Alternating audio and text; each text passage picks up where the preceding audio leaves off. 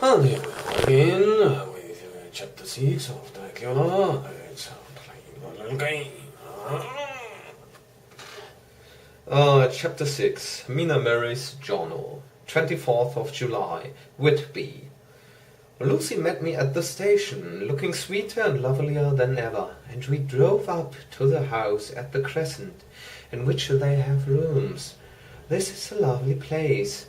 The little river, the Esk, runs through a deep valley, which broadens out as it comes near the harbour. A great viaduct runs across, with high piers, through which the view seems somehow farther away than it really is.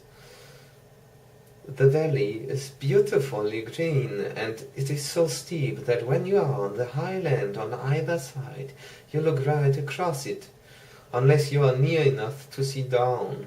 The houses of the old town, the side away from us, are all red-roofed, and seem piled up, one over the other, anyhow like the pictures we see of Nuremberg.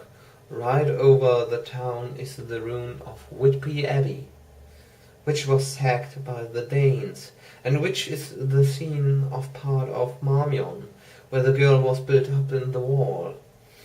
It is a most noble ruin, of immense size, and full of beautiful and romantic bits. There is a legend that a white lady is seen in one of the windows. Between it and the town there is another church, the parish one, round which is a big graveyard, all full of tombstones. This is, to my mind, the nicest spot in Whitby, for it lies right over the town and has a full view of the harbour and all up the bay, to where the headland called Kettleness stretches out into the sea. It descends so steeply over the harbour that part of the bank has fallen away, and some of the graves have been destroyed. In one place, part of the stonework of the graves stretches out over the sandy pathway far below. There are walks with seats beside them through the churchyard, and people go and sit there all day long, looking at the beautiful view and enjoying the breeze. I shall come and sit here very often myself and work. Indeed, I am writing now, with my book on my knee, and listening to the talk of 3 old men who are sitting beside me. They seem to do nothing all day but sit up here and talk. The harbour lies below me, with, on the far side, one long granite wall stretching out into the sea, with a curve outwards at the end of it, in the middle of which is a lighthouse. A heavy sea-wall runs along outside of it. On the near side the sea-wall makes an elbow, crooked inversely, and its end, too, has a lighthouse.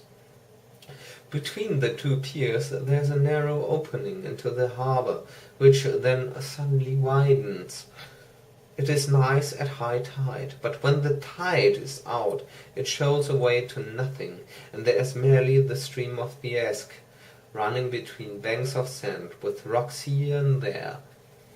Outside the harbour on this side there rises for about half a mile a great reef, the sharp edge of which runs straight out from behind the south lighthouse. At the end of it is a buoy with a bell, which swings in bad weather, and sends in a mournful sound on the wind. They have a legend here that when a ship is lost, bells are heard out at sea. I must ask the old man about this. He is coming this way. He's a funny old man. He must be awfully old, for his face is all gnarled and twisted like the bark of a tree. He tells me that he is nearly 100, and that he was a sailor in the Greenland fishing fleet when Waterloo was fought. He is, I am afraid, a very sceptical person, for when I asked him about the bells at sea and the white lady at the abbey, he said very brusquely, "I wouldn't fish mazzle about them, miss. Them things be all wore out." Mine, I don't say there never was, but I do say that there wasn't in my time. They be all very well for constant trippers and the like, but not for nice young lady like you. Them feed folks from York and Leeds that be always eatin' cured herrings and drinking tea and looking out to buy cheap jet would creed out. I wonder, Mazel, who'd be bothered telling lies to them? Even the newspapers, which is full of fool talk. I thought he would be a good person to learn interesting things from, so I asked him if he wouldn't mind telling me something about whale fishing in the old days. He was just setting himself to begin when the clock struck 6, whereupon he laboured to get up and said, "I was going agin towards home now, miss. My granddaughter doesn't like to be kept waiting when the tea is ready, for it takes me time to crammel upon the grease, for there be a many of 'em, and, miss, I lack berry timber Sally by the clock." He hopped away, and I could see him hurrying as well as he could down the steps. The steps are a great feature of the place. They lead from the town up to the church. There are hundreds of them. I do not know how many. And they went up in a delicate curve. The slope is so gentle that a horse could easily walk up and down them. I think they must originally have had something to do with the abbey. I shall go home too. Lucy went out visiting with her mother, and as they were only duty calls, I did not go. They will be home by this. 1st of August. I came up here an hour ago with Lucy, and we had a most interesting talk with my old friend and the 2 others who always come and join him. He's evidently the Sir Oracle of them, and I should think must have been in his time a most dictatorial person. He will not admit anything, and downfaces everybody. If he can't out-argue them, he bullies them, and then takes their silence for agreement with his views. Lucy was looking sweetly pretty in her white lawn frock. She has got beautiful colour since she's been here. I noticed that the old man did not lose any time in coming up and sitting near her when we sat down. She's so sweet with old people. I think they all fell in love with her on the spot. Even my old man succumbed and did not contradict her, but gave me double share instead. I got him on the subject of the legends, and he went off at once into a sort of sermon. I must try to remember it and put it down. It be all full talk, lock, stock, and barrel. That's what it be, and naught else. These barns and wafts and bogos and barges and bogles and all in, and them is only fit to set bairns and dizzy women about her, and they be naught but airblaps. They and all grims and signs and warnings be all invented by parsons and ilsome bioic bodies and railroad touters to skeerin, gunner heavens, and to get folks to do something that they don't other inclined to. It makes me eyeful to think o' them. Why, it's them that not content with printing lies on paper and preaching them out of pulpits does want to be cutting them on the tombstones. Look here, all around you in whatever ye will. All them steens holding up their heads as well as they can out of their pride is again simply tumbling down with the weight of the lies they wrote on them. Here lies in the body, or sacred to the memory, wrote on all of them, and yet in nigh half of them there been no bodies at all, and the memories of them bent cared a pinch or snuff about, much less sacred. Lies all of them, nothing but lies of one kind or another. My God, but I'll be a queer scolderman at the day of judgment. when they come tumbling up here in their death sarks, all duped together and trying to drag their tombstones with them to prove how good their way was. Some of them trembling and dithering with their hands that dozen and slippery from lying in the sea that they can't even keep their grip on them. I could see from the old fellow's self-satisfied air then the way in which he looked round for the approval of his cronies that he was showing off. So I put in a word to keep him going. "Oh, Mr. Swales, you can't be serious. Surely these tombstones are not all wrong?" "Yablans, there may be a poorish few not wrong, saving where they make out the people too good. For there be folk that do think a bombao be like the sea, if be their own, the whole thing be only lies. Now look you here. You come here, a stranger, and you see this kirkgarth." I nodded, for I thought it better to assent, though I did not quite understand his dialect. I knew it had something to do with the church.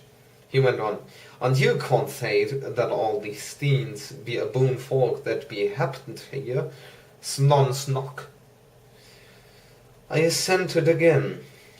"Then that be just where the lie comes in, why that be scores of those lay-beds that be tombs as old Dan's Beckerbox on Friday night."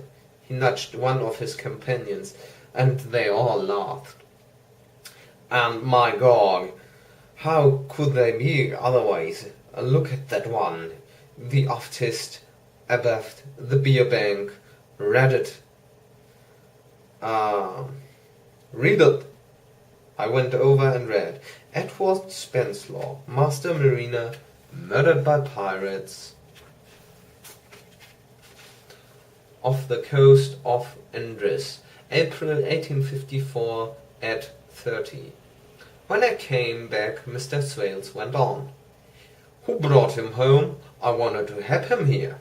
Murdered off the coast of Andres, and you can't say till his body lay under? Why, I could name you a dozen whose bones lie in the Greenland seas about." He pointed northwards, "or whose the currents may have drifted them. There be the steens round you. You can, with your young eyes, read the small print of the lies from here.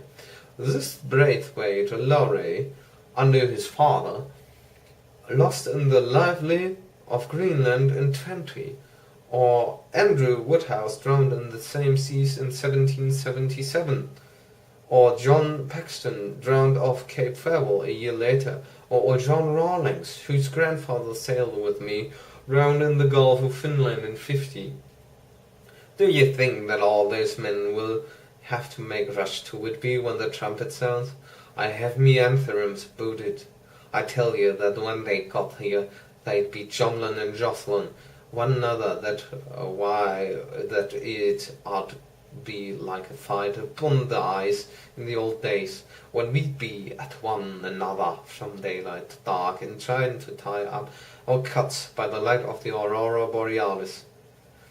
This was evidently local pleasantry, for the old man cackled over it, and his cronies joined in with gusto. "But," I said, "surely you are not quite correct, for you start on the assumption that all the poor people or their spirits will have to take their tombstones with them on the day of judgment. Do you think that will be really necessary?" "Well, what else be they tombstones for? Answer me that, miss." "To please their relatives, I suppose." "To please their relatives, you suppose?" This he said with intense scorn. "How will it pleasure their relatives to know that lies is rolled over them, and that everybody in the place knows that they be lies?" He pointed to a stone at our feet which had been laid down as a slab on which the seat was rested close to the edge of the cliff. "Read the lines on that Thruftstein," he said.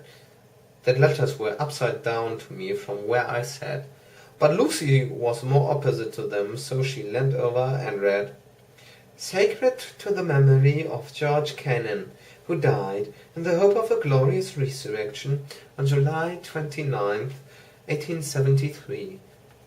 falling from the rocks at Kettleness. This tomb is erected by his sorrowing mother to her dearly beloved son. He was the only son of his mother, and she was a widow. Really, Mrs. Wales, I don't see anything very funny in that. She spoke her comment very gravely and somewhat severely. You don't see aught funny? But that's because you don't gone. The sorrowing mother was a hellcat that hated him because he was a crooked, irregular limiter he was, and he hated her so that he committed suicide in order that she mightn't get an insurance she put on his life. He blew nigh the top of his head off with an old musket that they had for scaring the crows with. 'Twarn't for crows then, for it brought the clags and the doubts to him. That's the way he fell off the rocks. And as to hopes of a glorious resurrection, I've often heard him say meddle that he hoped he'd go to hell, for his mother was so pious that she'd be sure to go to heaven, and at any rate he hammered it with his stick as he spoke. A pack of lies, and won't make Gabriel cackle when Geordie comes panting up the grease with a tombstone balance on his hump and asks it to be took as evidence. I did not know what to say, but Lucy turned the conversation as she said, rising up, why did you tell us of this? It is my favourite seat, and I cannot leave it. And now I find I must go on sitting over the grave of a suicide. That won't harm you, my pretty, and it may make poor Geordie gladsome to have so trim a lass sitting on his lap. That won't hurt ye. Why, I've sat here off and on for nigh 20 years past, and it hasn't done me no harm. Don't you fash about them as lies under ye, or that doesn't lie there either. It'll be time for ye to be getting scared when you see the tombstone all run away with, and the place as bare as a stubble field. But there's a clock, and I must gang my service to ye, ladies. And off he hobbled. Lucy and I sat a while, and it was all so beautiful before us that we took hands as we sat, and she told me all over again about Arthur and their coming marriage. That made me just a little heartsick, for I haven't heard from Jonathan for a whole month. The same day. I came up here alone, for I am very sad. There was no letter for me. I hope there cannot be anything the matter with Jonathan. The clock has just struck 9. I see the lights scattered all over the town, sometimes in rows where the streets are, and sometimes singly. They run right up at the Esk and die away in the curve of the valley. To my left the view is cut off by a black line of roof of the old house next the alley. The sheep and lambs are bleating in the fields away behind me, and there's a clatter of a donkey's hoofs up the paved road below.